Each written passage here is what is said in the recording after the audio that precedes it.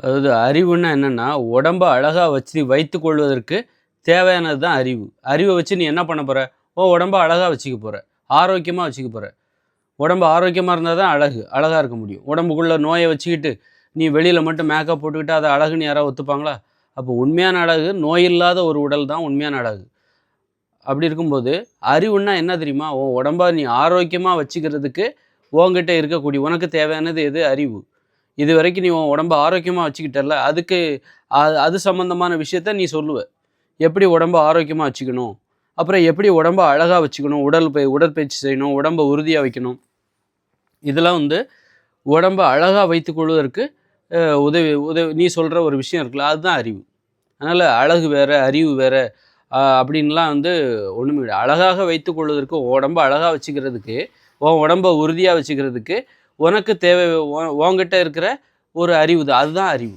எத சாப்பிடணும், எத சாப்பிடக்கூடாது, உடற்பயிற்சி செய்யணும். இப்போ உடம்புக்கு வந்து ஓய்வு தேவை, சரியா தூக்கம் இல்ல, ஏன் இல்ல? அப்படிங்கிற காரணத்த கண்டுபிடிக்கிறது. சோர்வா இருக்கிறேன், சரியா எனக்கு தூக்கம் இல்ல. தூக்கம் இல்லாததுக்கு என்ன காரணம்?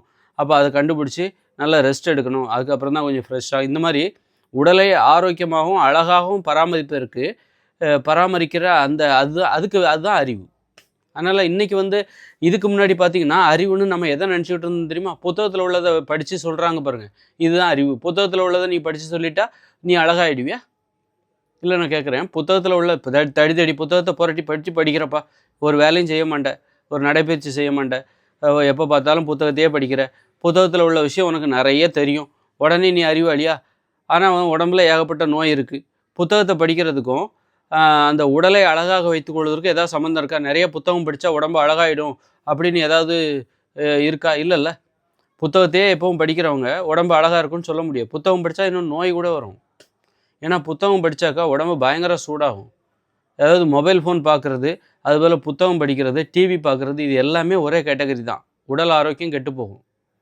நீ ஒரு விஷயத்த தெரிஞ்சுக்கணும் அப்படின்னா, அப்ப நான் புத்தகத்த படிக்காம என்ன பண்றது? மனிதர்களிடம் போய் பேசு. மனிதர்கள் பேசுவது நேரடியா கேள்வி ஞானம்னு ஒண்ணு இருக்குல்ல. இதான் இயற்கையான அறிவுங்கிறது. ஒருத்தர் பேசுறத கேட்கறது. எளிதானது. நீ உனக்கு தேவையானது தான் ஒருத்தர் உன்கிட்ட பேசுவாரு. உனக்கு பிடிக்கலன்னா, நான் அப்புறம் பார்க்கலாம் அப்படின்னு சொல்லிட்டு நீ கூட வந்துரலாம். புத்தகத்துல இருக்கிறது உனக்கு உண்மையிலே தேவையா? அப்படிங்கிறத சொல்ல முடியும். உனக்கு தேவையானது எங்க இருக்குன்னு சொல்ல முடியும். அத தாண்டி நீ வந்து உனக்கு தேவையானத நீ நல்லா ஆழமா படிப்ப. தேவையில்லாதத மேலோட்டமா படிச்சுட்டு அப்படி போயிட்டே இருப்ப. புத்தகத்துல அதனால அறிவுங்கிறது வந்து புத்தகத்துல இருந்து பெறப்படுவது அப்படின்னு நீ சொன்னா, புத்தகத்துல இருந்து அது படிச்சா உன் உன் உடம்பு அழகா மாறிடுமா? ஆரோக்கியமா மாறிடுமா? புத்தகத்த படிக்கிறதுனால உடம்பு வந்து அழகா மாறும்லாம் சொல்ல முடியாது. நோய் தான் வரும். ஏன்னா புத்தகங்கிறது உடம்பு சூடாகும். புத்தகம் படிக்கிறவங்களுக்கு கேட்டு பாரு. புத்தகம் படிச்சாக்க உடம்பு சூடாகும், மலச்சிக்கல் ஏற்படும், உடல் பருமன் ஏற்படும். இப்படி நெறைய பிரச்சனைகள் இருக்கு. எப்படி மொபைல் ஃபோன் பார்த்தா உடல் பருமன் ஏற்படும், உடல் சூடாகும், செரிமான கோளாறு வரும். அதுபோல டிவி பார்த்தாலும் அப்படிதான், புத்தகம் படிச்சாலும் அப்படிதான். இது செயற்கையானது. இடையில வந்தது புத்தகம். காகிதம் கண்டுபிடிச்ச பிறகு வந்தது. சமீப காலத்த ஒரு 500, 600 வருஷம் கூட இல்ல. ஒரு புத்தகங்களுக்கான வரலாறு. புத்தகத்துக்கு முன்பு ஓலைச்சுவடி படிச்சிருப்பாங்க அப்படின்னு நீங்க சொல்லலாம். ஓலைச்சுவடியெல்லாம் வந்து சும்மா எழுதி வச்சிருப்பாங்க. கவிதை எழுதி வச்சிருப்பாங்க. கட்டுரைய யார் வந்து ஓலைச்சுவடியில எழுதுனாங்க? இன்னைக்கு புத்தகத்துல கட்டுரை இருக்கு. கவிதை மட்டுமே கிடையாது. அன்றைய காலத்துல கட்டுரைகளும், மருத்துவ குறிப்புகளும் தான் அந்த ஓலைச்சுவடியில எழுதி வச்சாங்க. அதனால வந்து ஓலைச்சுவடிய வாசிச்சுக்கிட்டு அந்த காலத்துலலாம் பெருசா இருந்திருக்க மாட்டாங்க. எல்லாருமே வந்து ஓலைச்சுவடி படிக்கிற வழக்கம் குறைந்து அதெல்லாம் ரொம்ப கம்மியா தான் இருக்கும். அதனால வந்து புத்தகம் படிக்கிற வழக்கமே இப்ப தான் வந்தது. புத்தகம் கண்டுபிடிக்கப்பட்டவர் தான். அதனால புத்தகம் படிக்கிற அந்த அறிவு இருக்குல்ல, அது நமக்கு அழிவை தரும். எப்படின்னா, இந்த அணுகுண்டுகளெல்லாம் தயாரிக்கிறவன் புத்தகம் படிச்சுட்டு தானே வரான். புத்தகமே இந்த உலகத்துல இல்லன்னா, அணு உலைகளே இருக்காது. புத்தகங்கள் இல்ல. இந்த மாரி இப்ப கணினியில பதிஞ்சு வைக்கிறாங்க. கணினி டிஜிட்டல் மயமாயிடுச்சு. இன்னைக்கு புத்தகம்ன்றது முன்பு ஓலைச்சுவடியா இருந்தது, அப்புறம் காகிதமா இருந்தது. இப்ப டிஜிட்டல் மயமாயிடுச்சு. கணினி மயமாயிடுச்சு. அப்படின்னா, இந்த மாரி அ டிஜிட்டல் மயம், ஓலைச்சுவடி, புத்தகங்களே இல்லப்பா. புத்தகங்கள் எங்கேயுமே நீ வந்து எதையுமே பார்த்து படிக்க முடியாது. கம்ப்யூட்டர்ல கூட பார்த்து படிக்க முடியாது. அப்படிங்கிற ஒரு நிலைமை வந்துச்சுன்னா, உன்னால ஒரு அணு உலைய உருவாக்க முடியுமா? அணு ஆயுதத்த தான் கண்டுபிடிக்க முடியுமா? எதுவுமே முடியாது. அப்போ இந்த அறிவு இருக்குல்ல, புத்தகத்த நீ படிக்கிற அதுதான் உண்மையான அறிவுன்னு நீ நினைக்கிறல்ல, அது வந்து அழிவை தரும். புத்தகத்த படிச்சுட்டு தான் அணு உலைய அமைக்கிறாங்க. அல்லது கணினியில அந்த புத்தகம் இருக்கு.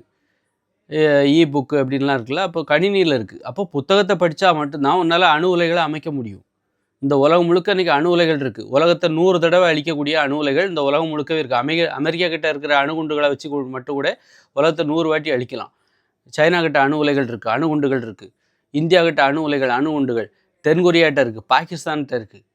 இதை வந்து இந்த உலகம், இந்த பூமி பூமி வந்து பிரபஞ்சத்தில் இருக்கிற தடம் தெரியாமல் அழிக்கிற அளவுக்கு இந்த அணுகுண்டுகள் இருக்குது. இதெல்லாம் எப்படி கண்டுபிடிச்சாங்க? புத்தகத்தை படித்து தான் கண்டுபிடிச்சாங்க. இப்போ வந்து கலப்படம் பண்ணுறாங்க, ரசாயன பூச்சிக்கொல்லி மருந்து இதெல்லாம் தயாரிக்கிறது எங்கே? மாணவர்கள் தானே, பள்ளிக்கூடத்துக்கு போய் தானே கண்டுபிடிக்கிறாங்க, புத்தகத்தை படித்து தானே கண்டுபிடிக்கிறாங்க. ஆக இந்த அறிவு இருக்குல்ல, புத்தக அறிவு என்பது அழிவை ஏற்படுத்தக்கூடியது. நீ அதை படித்தாலே உனக்கு அழிவு ஏற்படும்.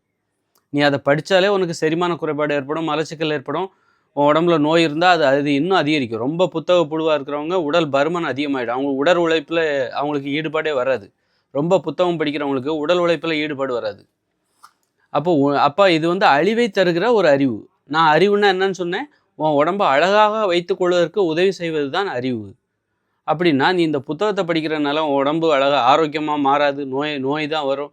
இந்த உலகத்திலேயே அழிவு தான் ஏற்படும். இந்த போர்கள் நடைபெறுது, அணுகுண்டுகள், அணு உலைகள், ஆயுதங்கள் தயாரிக்கிறாங்க. எல்லாரும் புத்தகத்தை பார்த்து தான் தயாரிக்கிறாங்க. அவங்கவுங்க மண்டைக்குள்ளேயா இருக்குது எல்லா தொழில்நுட்ப அறிவும். அவங்க என்ன மண்டைக்குள்ளேயா இருக்குது? எல்லாம் புத்தகத்தில் இருக்குது. அதை படிச்சுட்டு தான் இவங்க வந்து சுயமாக சிந்தித்து அதையும் படித்து கலந்து புதிய புதிய தொழில்நுட்பத்தை கண்டுபிடிக்கிறாங்க. இன்றைக்கி வாகனங்கள் மூலமாக 10 லட்சம் பேர் சாகுறாங்க. அந்த வாகனங்களை எப்படி தயாரிக்கிறாங்க? புத்தகத்தை படிச்சுட்டு தான், பள்ளிக்கூடத்தில் படிச்சுட்டு தான் வந்து அதை தயாரிக்கிறாங்க. புத்தகங்களே இல்லை, பள்ளிக்கூடங்களே இல்லை அப்படின்னா வாகனங்களை எப்படி தயாரிக்க முடியும்? அதனால் வந்து இந்த புத்தக அறிவு என்பது அழிவை தருகிற அறிவு. அப்படின்னா ஆக்கப்பூர்வமான அறிவு என்பது எது தெரியுமா? மற்றவங்க பேசுகிறத கேட்குறது. மற்றவங்க பேசுகிறத கேட்குறது, பேசுகிறது. இந்த கேள்வி ஞானம் இருக்குல்ல, புத்தகத்தை படிக்காமல் உனக்கு கிடைக்கக்கூடிய அறிவு தான். புத்தகத்தை என்னுடைய அறிவு புத்தகத்தை படித்ததே, நான் புத்தகத்தை படிக்கிறதே இல்லைப்பா. அவங்க என்ன செய்கிற அப்போ பிறர் கேட்குறத வச்சுக்கிட்டு நீ ஒரு துப்பாக்கி தயாரிக்க முடியுமா? ஒரு அணு உலையை தான் இயக்க முடியுமா? மற்றவங்க பேசுகிறத கேட்டுக்கிட்டு ஒரு புத்தகத்தை தயாரிக்க முடியாது, ஒரு அணு உலையை தயாரிக்க முடியாது, ஒரு அணுகுண்டுகளை தயாரிக்க முடியாது. புத்தகத்தின் உதவி இருந்தால் மட்டும்தான் அது முடியும். அப்படின்னா எந்த அறிவு உனக்கு வந்து பாதுகாப்பானதுன்னா, புத்தகத்தை படிக்காமல் பிறர் பேசுவதை கேட்கின்ற அந்த கேள்வி ஞானம் தான் உனக்கு பாதுகாப்பானது அப்படின்னு. அந்த அறிவு தான் நமக்கு நன்மையை தரும். ஏன்னா அப்படிப்பட்ட அறிவை வச்சு நீ இந்த உலகத்தில் எந்த ஒரு அழிவு சார்ந்த ஒரு ஆயுதங்களையோ எதையுமே தயாரிக்க முடியாது, வாகனங்களை தயாரிக்க முடியாது.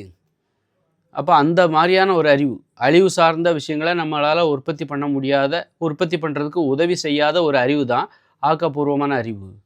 பேசுவதை கேட்குறது. நீ பேசு, உனக்குள்ளே இருக்கிற அறிவு மற்றவங்கள்ட்ட பேசு, மற்றவங்க பேசுகிறது நீ கேட்டுக்கோ. இதுதான் ஆக்கப்பூர்வமான அறிவு. இது வந்து அழிவை ஏற்படுத்தும்.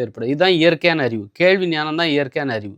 இந்த புத்தக அறிவு என்பது செயற்கையான அறிவு. செயற்கையானது எல்லாமே அழிவை தான் தரும்.